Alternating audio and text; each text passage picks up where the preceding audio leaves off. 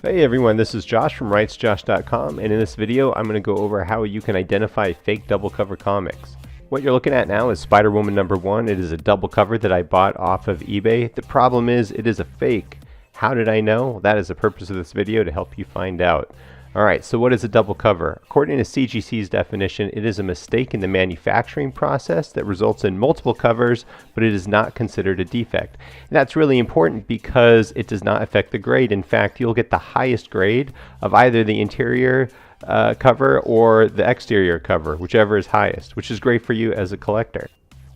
Alright, I've got 5 tips for you. The first is the covers don't align. So in an actual double cover comic, the covers are going to line up pretty much exactly with each other. It really doesn't matter how many there are for the most part, they're going to be flush. And the reason for that is at the time the comic was made, the machine would have lined up all the covers the exact same way and put a staple through all of them at the exact same time. So they should really be flush with each other. It doesn't matter so much if the covers aren't flush with the pages, but they do need to be flush with each other. So here's an example from my collection. You can see the covers line up so well that it's really difficult to tell that there's even more than one there. And that's one of the clear signs that it's an actual legitimate double cover.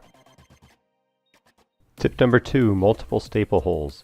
So when somebody's faking a double cover, what they've got to do is they take the staple out, put on the second cover, and then put the staple back in.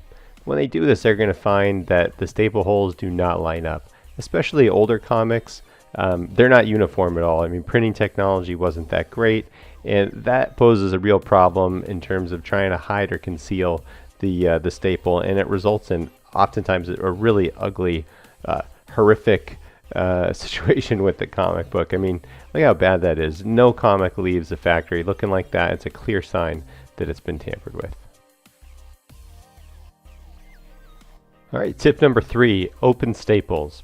So when somebody's going to fake a double cover, they've got to take the staple out, put the fake cover on, and then put the staple back in. The problem is that when they try and put the staple in, and they've created all these multiple holes, and then they try and close the staple, that's actually really difficult to do without mangling the comic even more.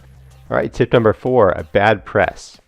So once the other cover's on and the staple's through, and they've tried to close it as best they can, the person that's faking a double cover still has a problem of the two covers not having the same centerfold, the same crease. So oftentimes what amateurs that are doing this are going to try and do is create that same crease by just putting a lot of weight on the comic. The problem is that if they do this, especially with an open staple, it just mangles the pages, and it's clear evidence that the comic's been tampered with. Alright, tip number 5, no other double covers of the same issue exists. What I'm getting at here is the reality that if there's a machine that is making mistakes and slapping on multiple covers, it's probably not just doing it once. The trick is to see if you can find out how common that particular issue is with double covers. And one of the tools that I use for that is a website called GP Analysis. I'm not affiliated with them in any way, but they're a really useful site, and they track CG sales across eBay, all the different auction houses, and as part of that, they also track whether or not the comic was a double cover. Right, so but it's not just double covers. Like they track pedigree, signature series, case conditions. And so in the case of Spider-Woman #1, had I gone there before I purchased it, I could have seen there's tons of Spider-Woman #1 sales in CGC across all different kinds of conditions, but there are no double cover sales. There's no record of any double cover CGC sales since they've been doing this, and they've been doing it for quite a while. Contrast that with something like Iron Man #55. Right, and they have about the same number of comics that have been graded. They're both relative keys. That's the reason for that.